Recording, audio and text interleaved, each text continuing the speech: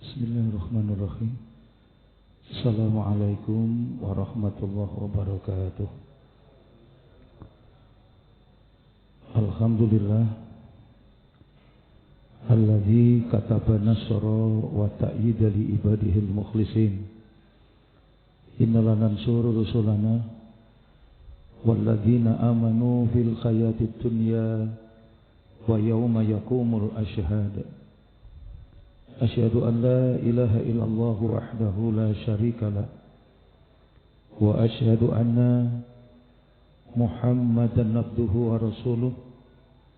Allahumma salli wa sallim wa barik ala nabiyyina wa rasulina Muhammad wa ala alihi wa ashabihi alladzina jahadu fillahi haqqa jihadih wa kataba lahum Rabbuhum izzad dunya wa sya'adatal ukhra yauma la yanfa'u malun wala banunun illa man atallaha biqalbin salim.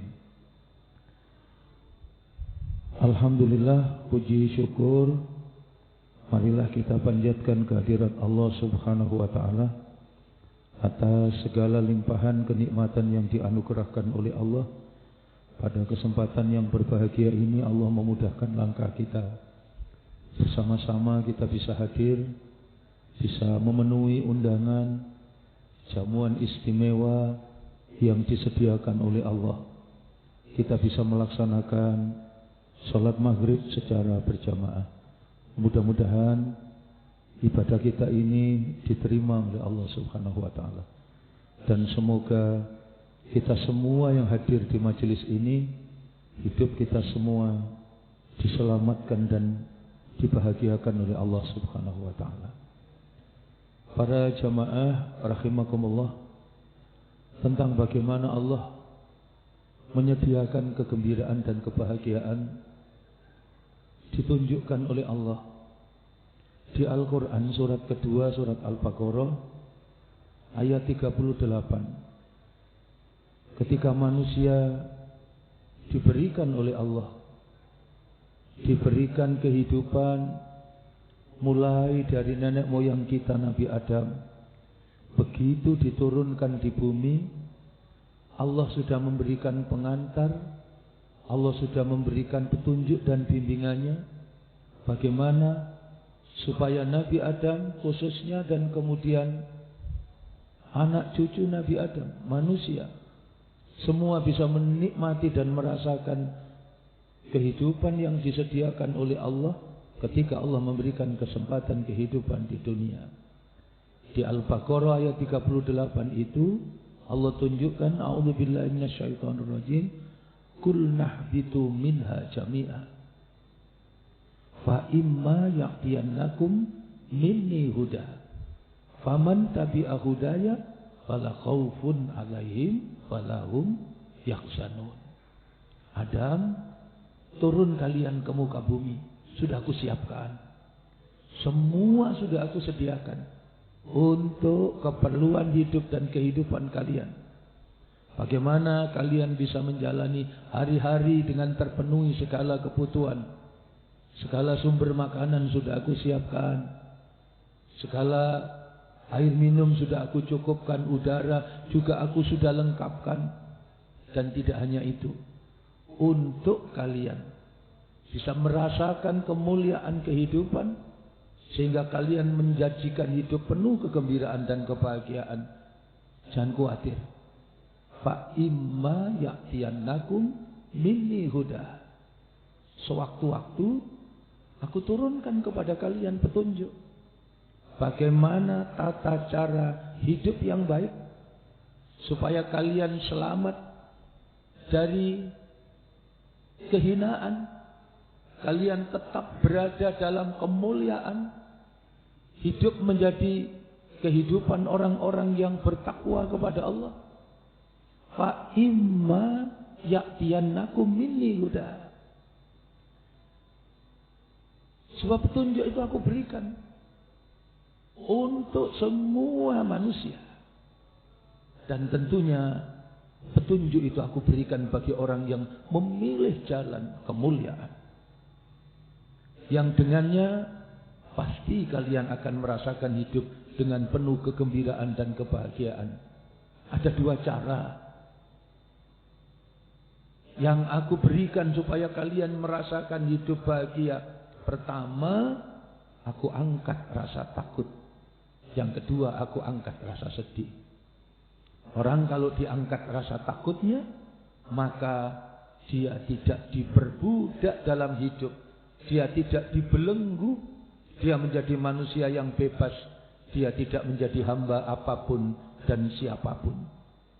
Dia tidak diperbudak oleh dunia. Dia tidak diperbudak oleh harta, jabatan, kedudukan, dan kesenangan. Dia tidak menghamba kepada itu semua. Dia hanya menjadi hambanya Allah. Dan itu menjadi sumber kebahagiaan. Yang kedua, ayat ini menunjukkan kepada kita, bahagia itu akan kita rasakan ketika Allah jamin. Diangkat oleh Allah rasa takutnya. Yang kedua, diangkat oleh Allah rasa sedihnya. Orang kalau diangkat oleh Allah rasa sedihnya, memandang dan mensikapi setiap situasi dan keadaan jauh dari kekhawatiran, jauh dari kegelisahan, jauh dari keraguan, sebab keyakinannya kepada Allah membimbingnya. Tentang apa? Bahwa yang diberikan oleh Allah untuk hidupnya tidak ada yang salah. Yang diberikan oleh Allah dalam hidupnya tidak ada yang buruk. Yang diberikan oleh Allah di dalam hidupnya tidak ada yang jelek. Semua pasti baik. Semua pasti benar. Semua pasti indah. Tidak ada yang kebetulan. Allah tidak pernah main-main kepada hambanya, apalagi menzalimi hambanya. Setiap yang diberikan oleh Allah betul-betul sudah ditakar, betul-betul sudah ditimbang, betul-betul sudah diatur, betul-betul sudah diukur dalam ukuran yang sudah ditetapkan oleh Allah. Sehingga yang diberikan oleh Allah bagi orang yang yakin kepada Allah tidak ada kata lain kecuali diwakili oleh satu kata, yaitu barokah. Barokah itu terambil dari kata kebaikan, kebaikan, kebaikan, dan bertambahnya kebaikan dari segala apa yang diberikan oleh Allah. Sehingga dalam hidup betul-betul dia merasakan dan menikmati kegembiraan dan kebahagiaan, yaitu barokah dalam kehidupan. Karena itu Allah kemudian menunjukkan kepada kita sesuatu yang sangat penting dalam hidup kita tadi, yang mahal dan berharga dalam hidup kita. Apa itu? Petunjuknya Allah. Sehingga kalau panjenengan pirsani di Quran surat ke-62, suratnya surat Jum'ah, ayatnya ayat yang kedua, dengan sangat jelas Allah tunjukkan permata kehidupan itu. Allah tunjukkan kekayaan yang berharga, yang kemudian karenanya dipilih dan diutus hambanya yang solih untuk dijadikan nabi dan rasul, dan tidak cek kosong. Tapi kepada beliau, manusia yang mulia itu, Nabi Muhammad sallallahu alaihi wasallam, sebagai penutup para nabi dan rasul, ditugasi oleh Allah dengan tugas yang mulia. Apa tugas yang mulia? Ditunjukkan Allah, a'udzu billahi minasyaitonir rajim, huwallazi ba'asa fil ummiyina rasulam minhum yatslu alaihim ayatihi wa yuzakkihim. Dari sekian banyak tugas mulia yang dibawa oleh Rasulullah, diutusnya Nabi Muhammad oleh Allah, tugas pertamanya adalah yatslu alaihim ayatihi, mengajarkan, membacakan, menyampaikan ayat-ayat Allah. yang dengan ayat-ayat Allah itu membawa manusia menuju derajat kemuliaan. Dengannya kemudian manusia mampu menjaga dan membersihkan jiwanya. Wa yuzakkihim. Dalam bahasa Al-Quran, mentazkiyatun nafas. Dalam bahasa keseharian kita, mempurifikasi, memurnikan jiwa yang sempurna yang diciptakan oleh Allah supaya tetap dalam kemuliaan dan tidak pernah jatuh ke dalam kehinaan. Supaya manusia itu terhormat dan bermartabat sebab dia diciptakan oleh Allah sebaik-baik penciptaan.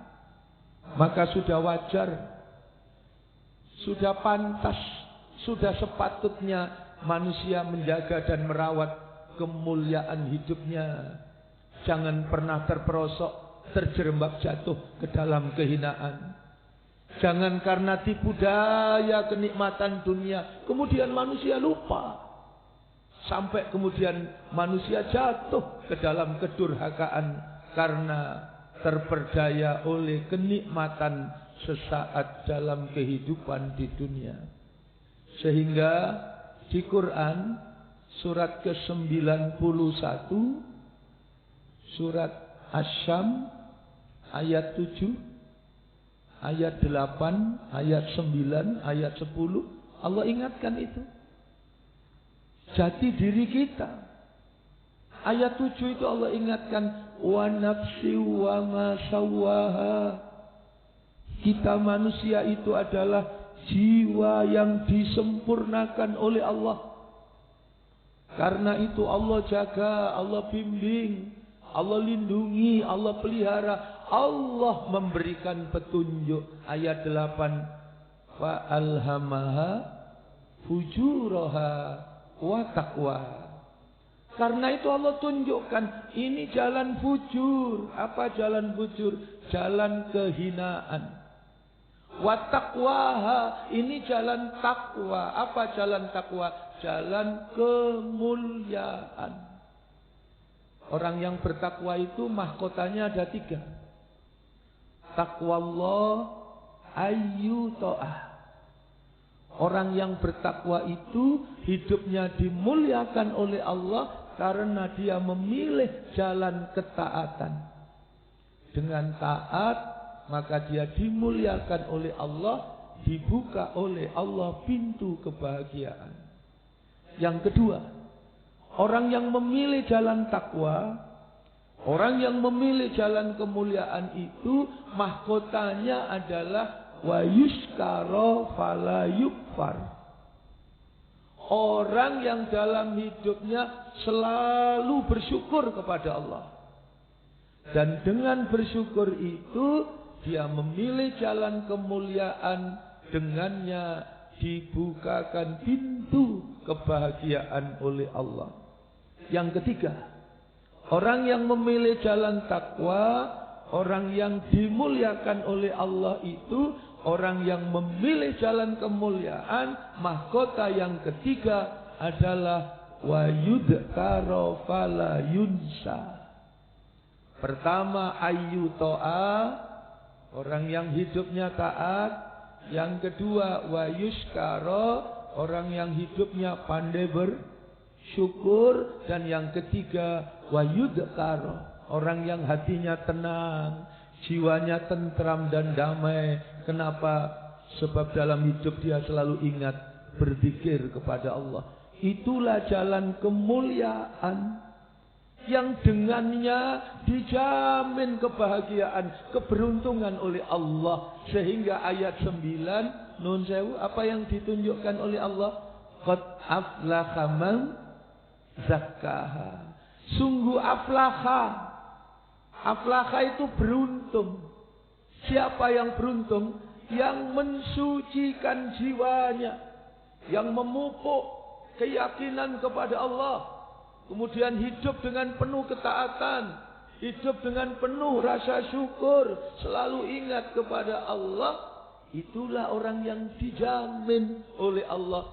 Apa jaminannya? mereka adalah orang yang hidup dalam kesuksesan, hidup dalam keberuntungan. Kamus keberuntungan di sini bukan hanya kebahagiaan sesaat di dunia, tapi keberlanjutan kebahagiaan sempurna ketika kita hidup di kehidupan akhirat.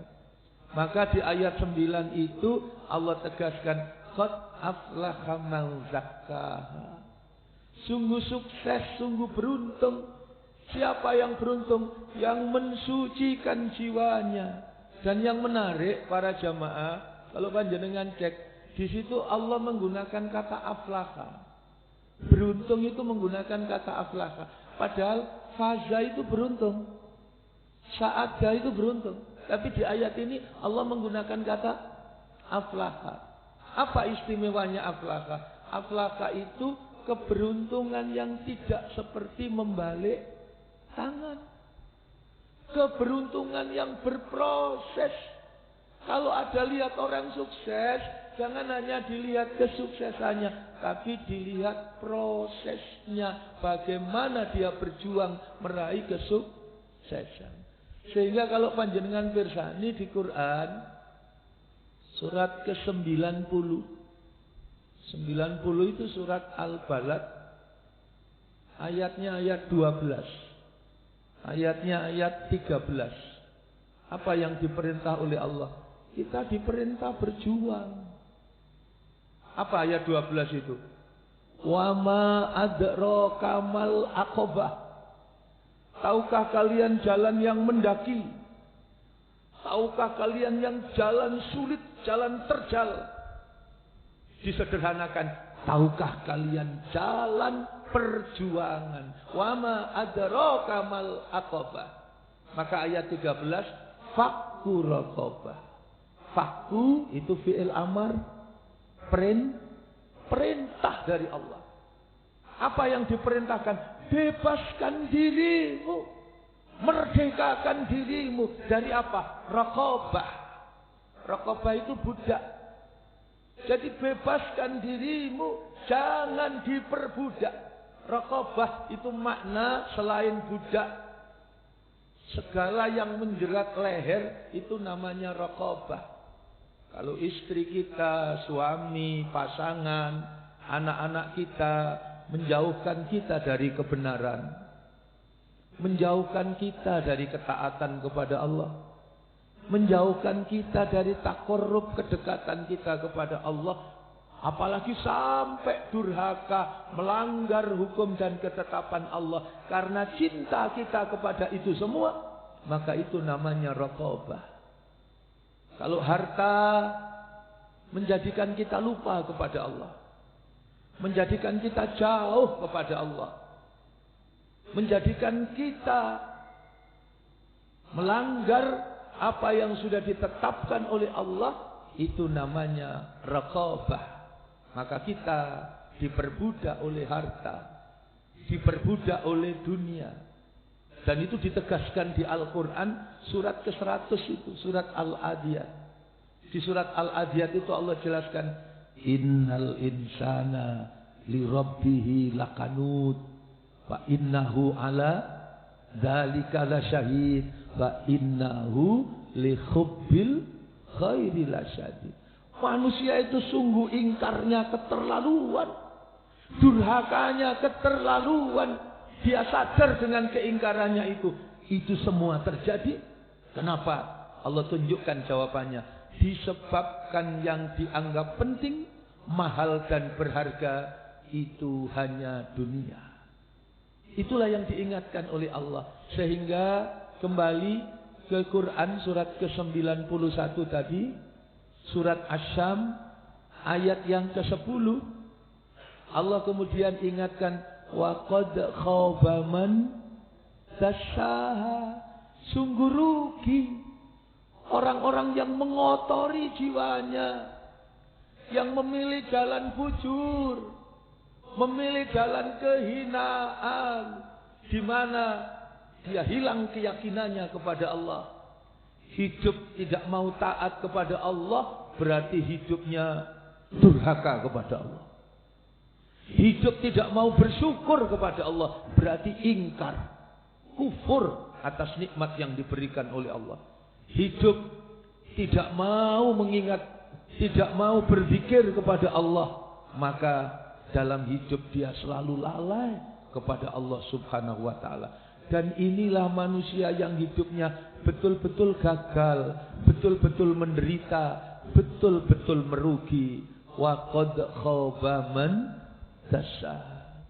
Karenanya Allah sayang sama kita, Allah cinta kepada kita. Allah berikan kekayaan berharga itu apa? Berupa petunjuk yang diberikan oleh Allah, yaitu Al-Quran. Mukjizat terbesar yang terus menemani dan mendampingi hidup dan kehidupan kita, yang diberikan kepada Nabi Muhammad, penutup para nabi dan rasul. Supaya apa? Supaya kita ini menjadi orang yang sukses, supaya kita ini menjadi orang yang beruntung, yang mampu membersihkan jiwanya, mampu mentazkiyatun nafas dengan ayat yang diberikan oleh Allah. Sehingga kalau panjenengan pirsani Quran surat ke-17, di Quran surat ke-17 itu surat Al-Isra, ayatnya di ayat 105. Nah, di ayat 105 itu Allah tunjukkan kepada kita, wabil haqqi anzalnahu wabil haqqi nazal wa ma arsalnaka illa mubasysyirau wa nadhira. Jadi Allah tunjukkan kepada kita Quran itu diturunkan dengan benar.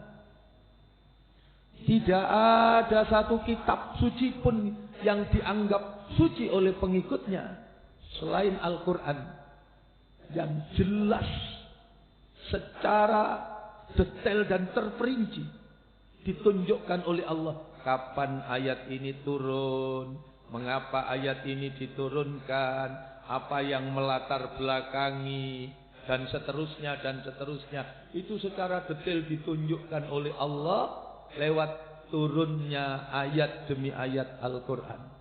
Maka di ayat ini Allah tunjukkan Quran itu ketika Allah turunkan benar. Contoh soal Nabi itu ketika hijrah dari kota Mekah ke kota Madinah, dan ketika di Madinah oleh Allah kiblat itu dirubah. Kiblat sholat kita tidak berkiblat ke Ka'bah di Mekah, tapi berkiblat ketika di Madinah, berkiblat di Baitul Maqdis di Palestina. Sehingga untuk beberapa saat Rasul itu sebagaimana berdoa ketika meninggalkan kota Mekah, ya Allah, aku tinggalkan Mekah, kota yang aku cintai, tempat di mana aku dilahirkan. Bukan aku tidak cinta Mekah, ini semua karena perintahmu ya Allah. Kalau tidak engkau perintahkan hijrah, tentu saya tidak akan hijrah. Aku tinggalkan kota Mekah, kota yang aku cintai, karena saya yakin dengan apa yang kau perintahkan. Maka tolong ya Allah, pilihkan dan tempatkan saya di tempat yang engkau cintai. Masya Allah, levelnya naik. Rasul meninggalkan apa yang dicintai, minta kepada Allah supaya dipilihkan kota yang dicintai oleh Allah. Maka begitu sampai di Madinah, yang waktu itu namanya Yasrib, dan kemudian berubah menjadi Madinatul Munawwarah. Di sana untuk selang beberapa saat ketika Rasul ada perasaan rindu, dan Nabi belum sempat sampai berdoa. Jari ini wong Jawa Ustaz, di batin. Baru hanya dalam apa ini? Iya, belum terlontar. Nabi sering melihat gini. Langsung Pak turun ayat. Panjenengan pirsani, diturunkan oleh Allah Quran surat kedua, surat Al-Baqarah, ayatnya ayat 144. Qad nara taqalluba wajhika fis sama. Sungguh Muhammad, saya sering melihat engkau menengadah ke langit. Ada kerinduan yang mendalam terhadap Ka'bah. Seolah-olah engkau menginginkan kiblat itu engkau akan kembali, engkau meminta berkiblat ke Ka'bah. Qad nara taqalluba wajhika fis sama. Falan walliyannaka qiblatan tardoha fawalli wajhaka syatral masjidil haram wa haitsuma kuntum fawallu wujuhakum syatra. Maka dengan turunnya ayat ini, arah kiblat dikembalikan oleh Allah, berubah dari Baitul Maqdis di Palestina dikembalikan ke Ka'bah. Kapan itu terjadi? Pada tahun kedua Hijriah. Tepatnya pada pertengahan bulan Rajab di tahun kedua Hijriah. Sebelum nanti pada tanggal 10 Sa'ban turun perintah Quran surat kedua, surat Al-Baqarah ayat 183. Yang mensyariatkan kepada umat Islam untuk menjalankan Syiyamur Ramadan, puasa di bulan Ramadan. Jelas kapan turunnya, mengapa diturunkan dan seterusnya. Itu secara, maka di ayat tadi, ayat 105, surat keberapa tadi? 17, surat Al-Isra, Allah menyatakan wabil haqqi anzalnahu wabil haqqi nazal. Wa ma arsalnaka illa mubasysyirau wa nadhira. Maka kemudian Allah tegaskan, tidaklah aku utus Nabi Muhammad sebagai warasatul anbiya wal mursalin, penutup para nabi dan rasul, kecuali diutusnya nabi itu dengan membawa dua hal mendasar. Pertama apa? Basyira, memberikan kabar gembira, memberikan berita gembira bagi siapa? Orang yang memilih jalan kemuliaan, orang yang hidup dengan penuh ketaatan kepada Allah, orang yang selalu bersyukur dan senantiasa ingat kepada Allah, orang yang hidup dengan benar, mengikuti kebenaran yang diturunkan oleh Allah, orang yang hidup dengan lurus, mengikuti risalah dan petunjuk yang diturunkan oleh Allah. Itulah orang yang mendapatkan kegembiraan dan kebahagiaan. Yang kedua, wanadhira. Tugas Nabi Muhammad itu memberikan paling peringatan supaya orang itu tidak jatuh ke dalam penderitaan, mengembalikan orang jangan sampai durhaka, ingkar kepada Allah sehingga dia mendapatkan kegagalan dalam kehidupan. Rasul hadir untuk memberikan berita gembira bagi orang yang hidupnya mulia dalam ketaatan, dan memberikan peringatan bagi orang yang menempuh jalan kehinaan, yang ingkar dan durhaka kepada Allah. Inilah yang ditunjukkan oleh Allah kepada kita. Maka sungguh bersyukur. Allah anugerahkan kenikmatan dan kekayaan. Allah hadirkan dalam hidup kita petunjuk yang diberikan oleh Allah, yang dengan petunjuk itu sungguh Allah akan hadirkan hidup kita menjadi hidup yang dirahmati Allah. Jika kita sombong, jika kita tidak mau diatur oleh Allah, maka tentu kita akan dijauhkan dari rahmat Allah. Panjenengan bisa pirsani Quran surat ke-7, surat Al-A'raf, ayatnya ayat 146. Allah sudah ingatkan, sa'asrifu an ayati alladina yatakabbaruna fil ardi bighairil haq. Akan aku palingkan dari ayatku, akan aku palingkan dari rahmatku, akan aku jauhkan dari rahmatku, akan aku palingkan dari tanda-tanda kebesaranku. Siapa dia? Manusia yang sombong. Al-kibru yatakabbaruna fil ardi bighairil haq. Manusia yang hidup menyombongkan diri di permukaan bumi. Sombong itu cirinya ada dua. Satu, batorul haq, menolak kebenaran. Hidup tidak mau diatur oleh Allah. Yang kedua, dengan semua kelebihan yang diberikan oleh Allah, menjadikan dia meremehkan dan merendahkan orang lain. Dengan harta dan kelebihan hartanya, dia meremehkan orang lain. Dengan pangkat dan jabatannya, dia meremehkan orang lain. Dengan ilmunya, dia meremehkan orang lain. Itu yang disebut dengan kesombongan. Nah, di ayat itu Allah jelaskan, orang yang hidupnya betul-betul kehilangan rahmat dari Allah, sampai dijelaskan oleh Allah secara detail. Apa yang dijelaskan Allah? Wa iyyarau kulla ayati la yu'minu biha. Kalau dibacakan ayat Allah, dia tidak mau terima. Kalau dibacakan ayat Allah, dia tidak mau beriman. Yang kedua, wa iyyarau sabila rusdi.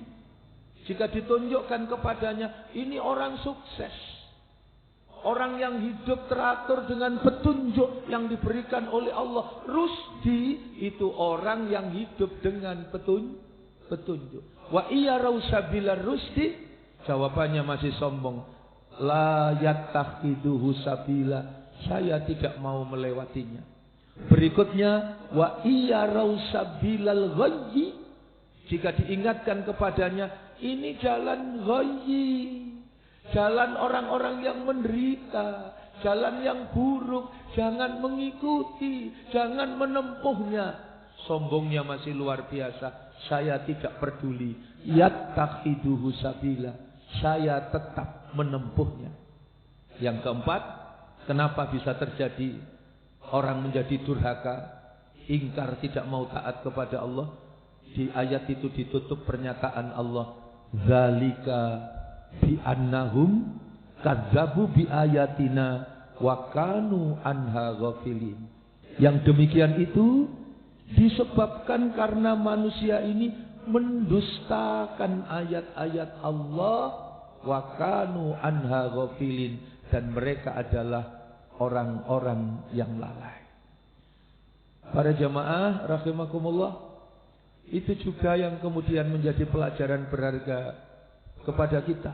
Maaf, idealnya kesempatan umur yang diberikan oleh Allah kepada kita, kalau kita dikasih maaf umur 80 tahun, umur 70 tahun, atau umur 60 tahun, idealnya ketika kita kembali, ya Allah, di tengah-tengah berbagai macam aktivitas yang kami lakukan, alhamdulillah ya Allah, saya kembali kepada Engkau dalam kondisi sempurna. 30 juz yang Kau turunkan untuk membimbing hidup kami, itu semua sudah kami miliki.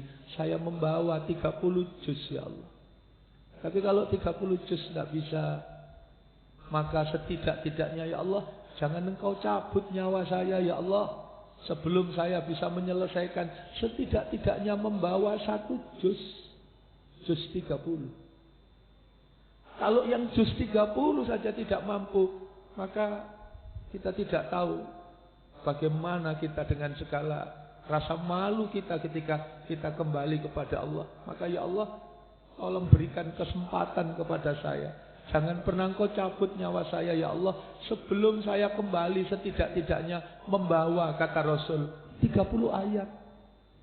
30 ayat itu surat Al-Mulk.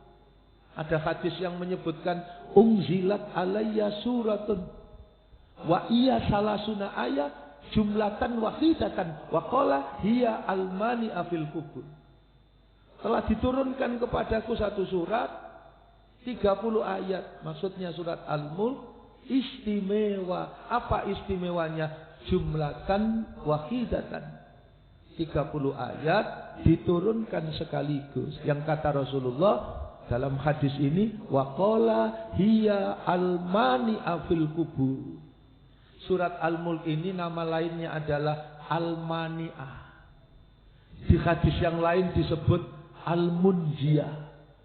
Hadis yang lain menyebut An-Najiyah. Al-Mani'ah itu artinya yang mencegah. yang mencegah dari siksa kubur. Al-Munjiyah atau An-Najiyah itu artinya yang membebaskan atau yang menyelamatkan. Yang menyelamatkan dari dahsyatnya azab di neraka. Maka dalam amal yaumi, Rasul setiap menuju peraduan, tidur, tidak pernah melewatkan hari-harinya menuju tempat tidurnya kecuali dengan membaca surat Al-Mulk. Mudah-mudahan ini menjadi penjelasan yang barokah. Allah Subhanahu wa taala memberikan kepada kita hikmah ilmu yang bermanfaat.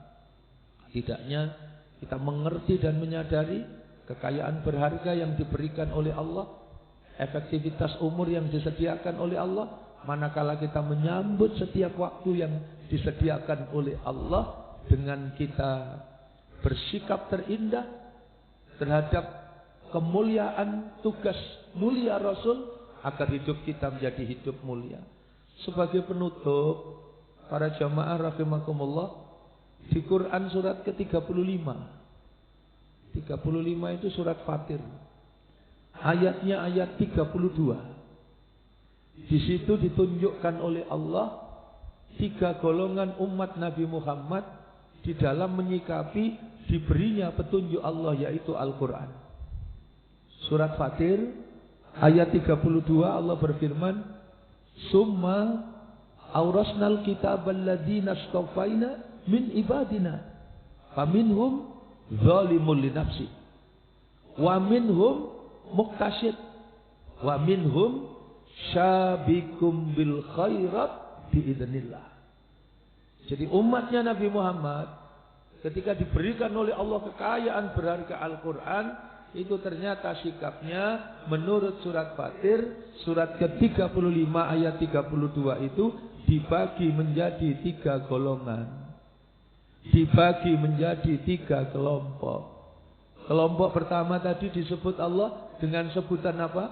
Zalimul linafsi. Zalimul linafsi itu artinya orang yang zalim. Orang yang zalim itu orang yang menganiaya diri mereka sendiri. Sudah diberi petunjuk, tapi dia tidak mau hidup dengan petunjuk yang diberikan oleh Allah. Hudal linnas wa bayyinati minal huda wal furqan. Hudal lil muttaqin. Nah, orang yang zalim ini dia tidak mau mengambil petunjuk yang diberikan oleh Allah. Diperintah Allah dia tidak mau jalankan, yang haram justru yang dijalankan. Betul-betul ini orang yang zalim. Yang kedua apa tadi? Orang yang muqtasid. Muqtasid itu pertengahan. Perintah Allah dijalankan, tapi dosa dan maksiat juga dilaksanakan. Ini adalah orang-orang yang muqtasid. Nah, orang yang terbaik bagaimana? Kelompok yang tertinggi adalah syabikum bil khairat biidznillah. Kelompok yang mengedepankan apa yang diperintahkan oleh Allah dengan penuh ketaatan, sehingga dia mendapatkan kegembiraan dan kebahagiaan sempurna di dunia sampai dengan di akhirat. Mudah-mudahan umur kita barokah, harta kita barokah, keluarga kita menjadi keluarga yang diberkahi oleh Allah, kita semua dijaga, dilindungi oleh Allah. Mudah-mudahan terutama anak-anak kita diselamatkan oleh Allah, dijadikanlah menjadi generasi yang solih, generasi yang solihah. Kita semua dicatat menjadi hamba-hamba Allah yang solih, yang istiqomah di jalan kebenaran, menjadi hamba-hamba Allah yang santun, yang berjiwa rahmah, yang mampu berbuat adil dan teguh pendirian, istiqomah di jalan kegembiraan dan kebahagiaan. Terutama anak-anak kita, mudah-mudahan cita-cita kemuliaannya diijabahi oleh Allah. Mudah-mudahan hari-hari yang dijalaninya betul-betul dalam naungan ridho, bimbingan, pertolongan dan kasih sayang Allah Subhanahu wa taala. Rabbana zalamna anfusana fa illam taghfir lana wa tarhamna lanakunanna minal khosirin.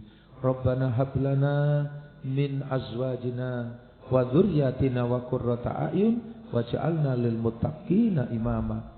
Rabbana atina fid dunya hasanah wa fil akhirati hasanah wa qina adzabannar. walhamdulillahirabbil alamin. Terima kasih atas segala perhatian. Mohon maaf atas segala kekurangan. Doa kafaratul majlis. Subhanakallahumma wa bihamdika asyhadu an la ilaha illa anta astaghfiruka wa atubu ilaik. Assalamualaikum warahmatullahi wabarakatuh.